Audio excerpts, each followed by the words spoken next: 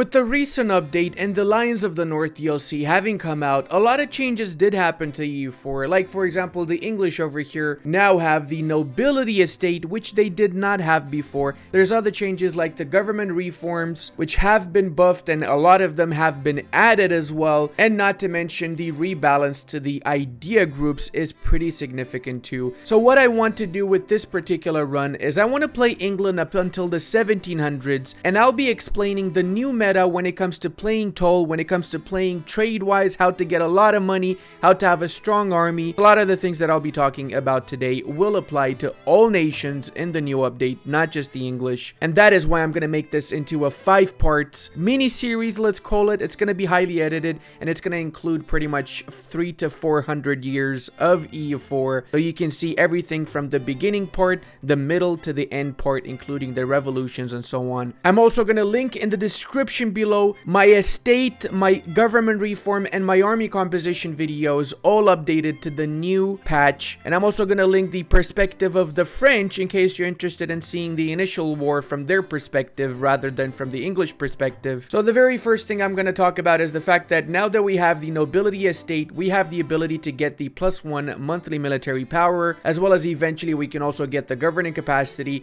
the cheaper generals and army tradition decay, extra manpower, military advisor cost reduction, supremacy over the crown, and so on. We do control the English channel node, the strongest trade node in the game, and it will stay the strongest node up until the end of the game. The reason why is because we will be going colonial, and most of the actual income in this node comes from the colonies, not from these particular provinces. As you can see, most of the trade winds here arrive from the various parts of the New World and from Asia into the English channel, or some of it filters into Bordeaux and then afterwards again into the English channel. Alternatively, there's a couple more nodes going into the Sevilla node and eventually in the Genoa one, but we will be cucking over the Sevillian node and we'll try and get all of that juicy trade towards us. Big thanks to today's sponsor. Age of Origins is a tower defense strategy game in a world ravaged by the zombie apocalypse. You take on the role of a commander who's tasked with expanding his city, researching tech, and fending off waves of zombies. You have a variety of officers, each with their unique abilities to choose from, as well as Lucy, which can control biochemical zombies after you've treated her, as well as the Titans, whose unique skills deal massive damage to your enemies. There's a massive world with vast amounts of players that you can interact with, crisis to handle, and huge battles with players from around the world. PvP is one of the central parts of Age of Origins,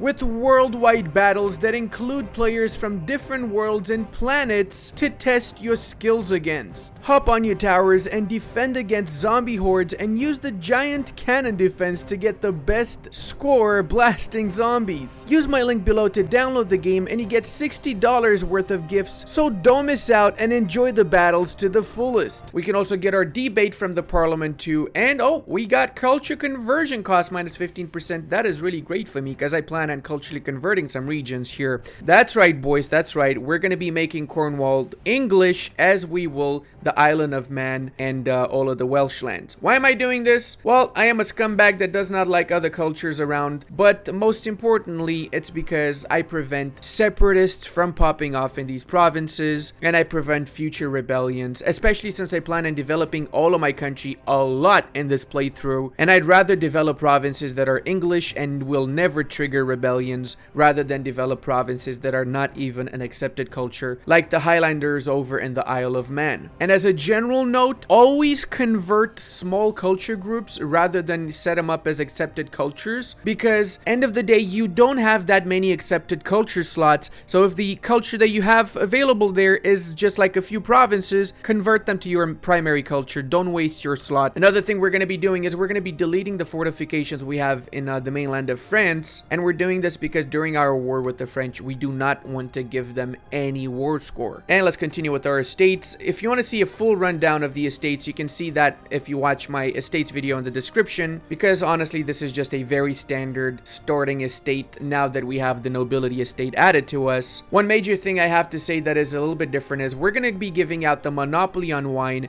and we're doing this because we have only two provinces that produce wine in the south bit of France, namely Bordeaux and Labourd, and we will be releasing Gascony from here. In fact, let's do that now. First, I'm going to be exploiting manpower in these two provinces, since I'm not going to own these provinces anymore afterwards. And unstate this. Concentrate ratio is going to give me 5 development in my capital state, which is great. So now watch what happens when I release Gascony as a vassal. Booyah Snoki, and this privilege is going to be disappearing as soon as I unpause. One day and it's gone. That is because we do not have any more provinces that produce wine. So we basically got 42 ducats and 1 mercantilism for free without any actual consequences. And we did release Gascony because we plan on feeding Gascony most of the French parts in the south. We're not going to go for the personal union. I know some people will tell you that you should go for the personal union. You can do that, but then you're going to be stuck with a massive personal union. The tough part is the fact that you have to integrate them, and you're wasting 50 years minimum, which is the amount you need to wait before you can start integrating them, in which you're losing out on the income that you would otherwise be getting from these provinces. I would rather by 1490 own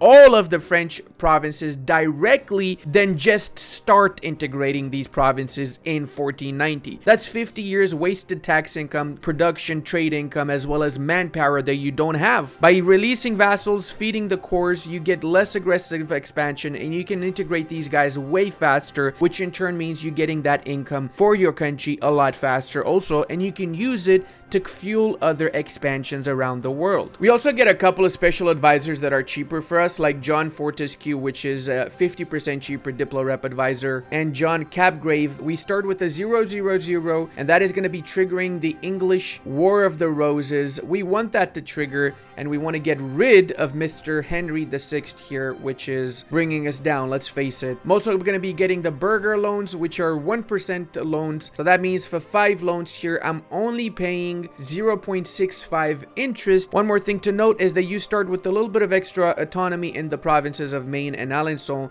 Make sure you lower that autonomy, and then afterwards it's time to start exploiting our manpower development everywhere in our provinces that we can exploit it in. We need to get 60% manpower to enact this first mission here to get the claims on the Irish lands before the first month even passes. And Booyah Shaka, we did exploit pretty much in every single province that we could. That gave us 16,000 manpower. If you want to cheese this even more, you can use the increased enlistment edict, which is going to give you an extra 25% manpower. But if you do this, you cannot change this for 12 months. And personally, I'd rather have my first edict set as the trade edict, which allows me to get more money from the trade node here. If you can also get an alliance either with the Castilians or with the Aragonese. Most of the times, Aragon is more willing to join in a war against the French, especially if they have them set as a rival. They don't have them set as a rival now, but they have vital interest in France. So I think we might actually be able to get these guys as an ally too, for the early bit of the campaign at least. And we also are going to be recruiting the Free Company in Oxford. Now we can do levy the troops. Our main focus is going to be to kill off as many of the small Irish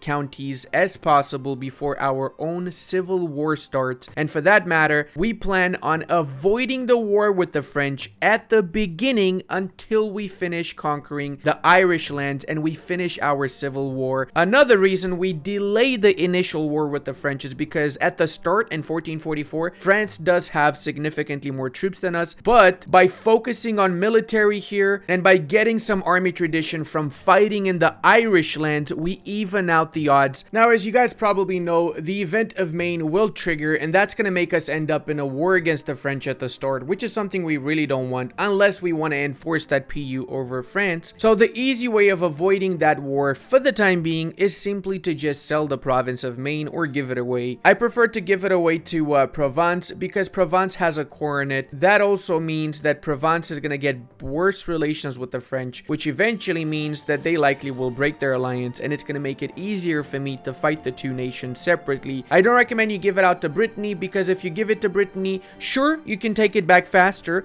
but there's also a chance that France or Provence is going to attack Brittany Brittany instantly, since they both have cores on Maine. But we're gonna continue like this with a few wars. Every 1 month we declare a new war, and whilst we're doing this, we're bringing our units over to the Pale, from which we will be attacking everybody in Ireland. Desmond and O'Falley, sure, we can go for these boys next. Let's go for Desmond. It hasn't even been 1 year since we started this campaign, and I'm already in 7 separate wars, and I'm basically occupying all of Ireland, or in the process of occupying it. Is this why the Irish don't really like the British? I'm starting to get the idea of what's happening in Ireland, boys. One problem I do have is the fact that I keep getting unconditional surrender, which in turn means that I have to peace out these nations, or I'm getting a lot of war exhaustion until I peace them out. But I have to also siege a lot of these provinces in order to peace out the entire alliance bloc. And we finished the conquest of Ireland pretty much on time, since now we're gonna have to go through the civil war process. And surprisingly, we only got 3 war exhaustion, so it's not as bad as it could be. Looks like the French have just attacked Brittany, and Brittany is allied to the Scots, which means that I can attack the Scots now without having to worry about the French. And you know what? I feel confident that I can deal with both the Scots and the civil war at the same time.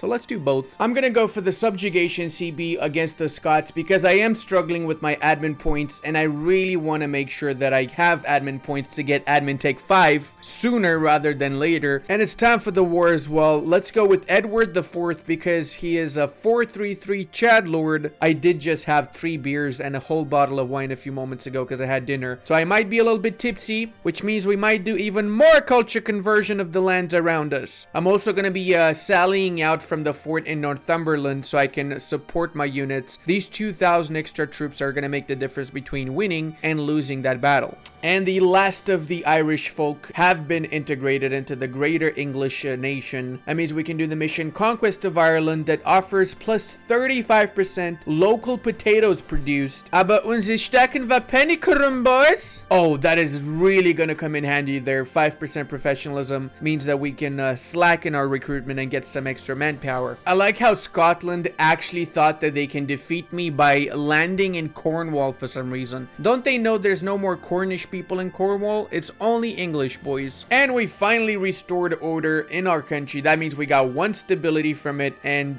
we got rebels in Ireland. Well, that's to be expected. And that means we can also set Henry Tudor as our heir and get another stability. You know what I'm gonna do? Actually, I'm gonna get 1 stability now. I should have done this before. As for the peace deal with the Scots, of course, I'm gonna be vassalizing them as I mentioned before. I'm also gonna make them cancel the core they have on the Island of Man, and I'm gonna take a little bit of money. I'm not taking the other 2 provinces here from the Isles because this is now going to become an independent country with a 15 years truce. I could have taken 1 province, but then likely what would have happened is the Isles would have joined the trade league. So now, because they have 2 provinces, they will not join a trade league, and they're likely not going to get any actual allies. So it's going to be easy for me to kill them off in 15 years. We're going to be turning our attention over here because it seems like Provence got excommunicado. Oh my god, they're at war with how many countries? Burgundy, France, and me. Looks like I was not the only one that had this idea, was I? Hot dang it, they actually got to Anjou before me, seriously. Don't forget that now we can give out the strong duchy's privilege because we have 2 vassals, because we need a lot of extra troops also. I'm getting the Grand Company, and I'm basically gonna use these guys to kill off the Irish rebels. So, guess what happened, boys? France annexed all of Provence, and what was left of it was annexed by Burgundy. It's not as bad as it seems, though, because they only have 1 province left, the one in Maine, which means that I can make them a vassal for just 6 aggressive expansion, and as consequence I can use all of their cores in France, 5 cores in the south, another 2 cores in the north. We can also now designate Calais the staple port, which gives us 10 mercantilism as well as trade power and tax modifier in the province of Calais until the end of the game. Avec les court painter, don't mind if I do, sir, don't mind if I do. And let's make sure that we have these guys set to autonomously suppress the rebels. And it looks like we can get an alliance with Austria because I just realized Aragon, who was gonna help me against the French, just became a junior partner of Castile. And what do you know, boys, we got Renaissance in London, and the moment I was waiting for, I got military tech 5, which means my troops are considerably better than the French units. And before I start the war, I'm gonna be provoking the rebellions in Ireland, killing off all these rebels, because me killing these rebels now means that they will not pop off during the war with the French, and I can use this army here in the war against the French rather than having them trapped in Ireland. And the great part is, because we've been currying favors with the Austrians for the past few years, we can also call in Austria in this war, making it a lot easier. I'm gonna set my war target as one of the cores of Gascony and the province of Perigord. Lassago, boys. Look at this map now. This is just delicious. And I just noticed Portugal has only 4,000 units. Are you kidding me right now? What have you been doing, for Christ's sake, people? Seriously, why is it that whenever the AI plays on my side, they have 4,000 units, but whenever they're against me, they recruit 100? The best part about this war, though, is that the French are actually focusing 100% on Austria, and they're basically not even trying to unsiege the stuff that I siege down from them. So it's a super easy war for me, and I'm getting all the money that I'm getting from the French lands that I'm occupying also. This is what we call in England a very good win. That was totally a perfect English accent, by the way. In case you never heard English accents before. Remember that whenever you occupy Paris, you can do the mission Strategic Control that gives a restoration of Union on France for the next 30 years. Oh, I didn't even realize Liège is in this war against me. Don't you just love it when the entirety of France is divided between me and my various vassals? Look how beautiful it is after all. Alright, so I'm basically giving all the stuff that I need to give back to my Vasalski, namely Provence and Gascony, and I'm also taking the province of Vanité so I can release Brittany later on. Coalition, as you can see, only the Isles of France, since, you know, these are all cores that I took with the exception of Vanité. The cool part is that we can start integrating Gascony right now. It's time for the Grand Company to go back and oppress the Irish people for the next few years. I actually just noticed that Charles is in charge of Burgundy. That means there's a high possibility that he's gonna die at some point in the nearby future, and then maybe I can get the inheritance. How would I do that considering that I'm rivaled with them? Well, I'm gonna attack them right now actually, and I'm gonna make them cancel their rivalry with me. To make it easier on myself, I'm gonna call in the Castilians in this war. Even though I don't necessarily need them, I'm still doing it to make it a quick war, because you never know when Charles is gonna die. Oh, nine! The Austrians are under attack! We will help because we have a good Aliatenstein. Oh my god, did I just go to war with basically all of Central Europe here? I had to take a few loans because I need to embrace the Renaissance so I can actually get this technology before anybody else does. This way I have the edge when it comes to my military, and I can keep on conquering everybody around without any sort of repercussions essentially. And we can do our first idea set also. With the recent update, this is honestly extremely situational, and it depends on what kind of a playthrough you want to have and what exactly you're gunning for in your particular run. In my case, because I also plan on going colonial, I will be going for exploration ideas as my second idea set, not yet. For the first idea set, I also want to have a strong army, and I want to be able to play a little bit tall. So I am going to be going for aristocratic ideas, since I will have a surplus of military points for the beginning of the campaign. Exploration with aristocratic gives an extra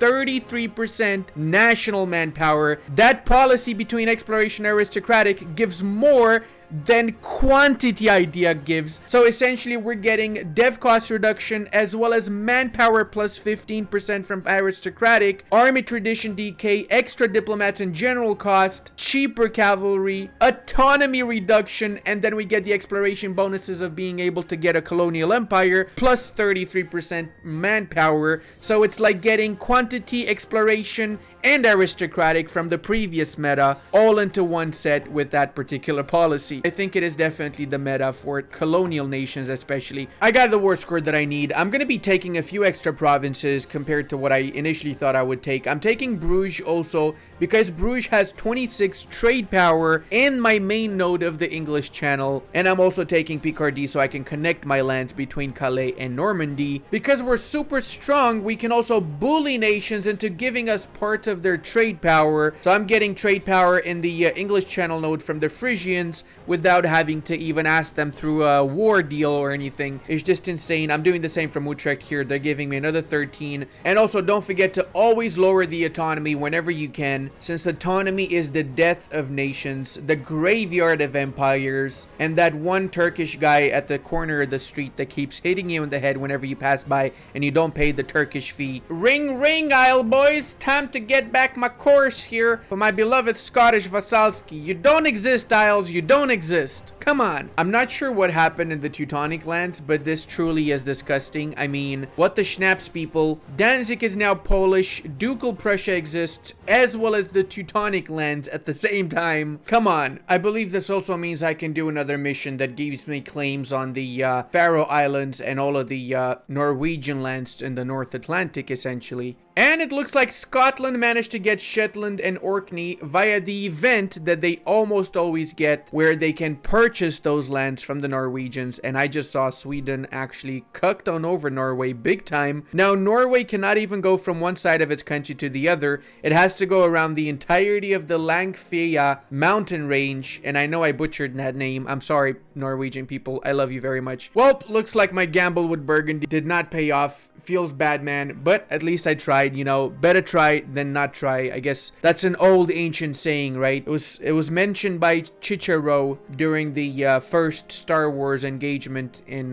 the city of Atlantis. All of that happened. All right, time for another war, boys. This time it's against Norway, and hopefully we win this engagement because half of my army is on these ships. I'm about to disembark over in Denmark with them. That's right, I'm talking about the Grand Company. They're the ones that are leading the charge in this war. Why? Because I'd rather waste their manpower pool than my actual troops. Oh, nine! Mr. Lancaster has passed away. Well, you know, on the bright side, that means we're going to get a Trastamara next, because we're getting an alliance, royal marriage with Castile. So that means whenever this guy dies, we are getting a Trastamara on the throne. We'll be able to get a union over Aragon and Castile in the future. This is basically for the second part of this campaign, if you know what I mean. We're planning 5 steps ahead, okay? That's what's going on here. Oh, how beautiful we look now that we've integrated Gascony. Let's make sure this is all actual properly integrated lands here. Make them full states. We don't need to play extra admin points for that. So with the recent patch, there have been some changes to the reforms. For example, centralized monarchical bureaucracy only gives 50% of its cost back instead of 100. Even though it only gives 50% back, if you're playing as a big blobby nation in Europe, you should still go for this. It's worth it. However, in our case here, we likely will be going for exile colonial companies for the extra 5% settler chance, but until that point, we'll be taking the reform progress growth to get our reforms a little bit faster. I also want to mention that they've actually showed now what kind of state edicts you're getting whenever you go for this particular reform. 50% tax modifier for the Age of Discovery, local religious unity contribution reduction, years of separatism, and the best one, goods produced modifier in the Age of Revolutions. That is a massive amount of money, plus 33% local goods. The new meta with this is you go for the state edicts whenever you finished all of the reforms and you're in the 1700s to get the extra 33% boost to your economy. Oh, I just noticed Brandenburg fully annexed Mecklenburg. Oh, that warms my heart to see my little Brandenburg doing so well. All right, that was a fairly easy and short war, and now we managed to get the northern bits of the Atlantic, which means we will be able to get to the New World via the North Atlantic rather than having to go through the southern bits and take provinces in North Africa and so on. That, of course, is also a viable route. I personally prefer to take the northern one because usually you're able to go to the New World from the northern bit by Tech 7, Diplotech 7 that is, and until Diplotech 7 you can focus on centralizing and conquering most of the French region. And avec les round 2 against France, reconquest of our Bretonian cores this time, and I'm calling the Austrians for an easy war. Take note, very important guys, if I was gonna take money from France, I would not call in the Austrians because they would get a part of that money also, but because I only plan on taking land, it's fine to call in allies since they don't get anything in the peace deal. Hot damn! Palatinate just inherited Burgundy, boys. Oh, that is delicious news. You probably know what's gonna happen next, don't you guys? I also have a Burgundian province in Picardy with the Burgundian core from which I can release them because Francian is in the same culture group as Burgundian. Now, don't get shocked, guys, but yes, I'm gonna be committing a little bit of border gore here, and it is time to release Burgundy. Booyah Shnoki. Daria, go boys. Oh my god, they have cores on the boy, this is delicious. Okay, this changes everything because this area is actually a PU of Austria now, and some of it's independent. Oh my god, I'm gonna have to kill the HRE, aren't I? Also remember, guys, that whenever you integrate your vassals or your personal unions, even though you have full control of the provinces, they start with 60 autonomy, so you have to instantly lower the autonomy as soon as you've integrated those subjects. Luckily for us, the Austrians have managed to get both the Bohemians and the Hungarians as junior members, so by me attacking the Palatinate and fighting Austria, it's going to be a lot easier now to dismantle the HRE, since one of the HRE electors is a junior member of the Austrians. Alright, so I got alliances with all of the electors except the Palatinate and except Bohemia. So now that we've started the war, let's go ahead and start sieging down all of the provinces. Our goal is to get the 4 capitals of the HRE electors and emperor. 1 capital down, 3 more to go. Let's rush over for Prague now. Looks like my beloved ally Aragon here is actually sieging mines down. Oh wow, I just realized I'm at war with a lot of nations here, boys. And Prague has been taken. That means we just need Vienna left. I've also started integrating my vassal of Brittany. I'm able to do this because I enabled scutage on Brittany, which means that they're not joining in my wars, and as consequence I can integrate them when I am at war, since they are not. And there ya go, boyos, we now can dismantle the Holy Roman Empire with the click of this button here. Before we do that, because we are getting 100 prestige, we're gonna cheese that a little bit, and we're gonna be placating our vassals here, namely Burgundy, placating them twice, and the Clicius Maximus, we went up to 98 prestige, and there is no more monstrosity of a Holy Roman Empire around. That means a lot less aggressive expansion, and it also means we can start piecing out the nations we're not interested in from this particular war. So now we can also cancel the alliances that we have with the previous electors of the HRE, since we don't need to have these alliances, and it would appear that the Palatinate's willing to give me all of the cores for Burgundy. And in case you're wondering why did I not release Toulouse and feed them the cores, because I already have 2 of their cores here, and it would not be cost efficient just for the 4 provinces that are left outside of the Toulouse area. And yes, I'm making 22 ducats, and this is just the start of this. We're gonna end up making thousands of ducats from the English Channel node once we start colonizing. Extremely important, guys, that you build up the workshops in every single province that you have, as well as the barracks. You want to build them up in every province. Marketplace, basically keep this for whatever gives you above 3 trade power, so not in every province. Courthouses in every province again, and for churches as well, only in anything that gives you above 0.16 ducats, since that actually is going to be worth it. Anything below that is going to be not so cost efficient. Oh, and excuse me, what Pope? You have my beloved Provence's court? Cannot let you keep that, sorry. This is going to be ours now. And we managed to get knowledge of the New World maps from our beloved Portuguese broskies. This is going to really help us out with expanding in the New World a lot faster now. Transferred all of the provinces over to Burgundy so we can do the peace deal now. Basically just going to rinse and repeat like this until the truce is over with France in 4 years, which is when we're going to annex the entirety of the northern bit of France, and then we're going to try and spawn in rebels in the south to make an independent country and kill off that independent country afterwards. But if you want to see that bit and the 15 to 1550s part of this campaign, then let's get this video to 10,000 likes, and until the next time, check out this awesome Lubeck video. And I want to give a massive thank you to all of my patrons, channel members, and Twitch subscribers. I would not be able to do this without all your support.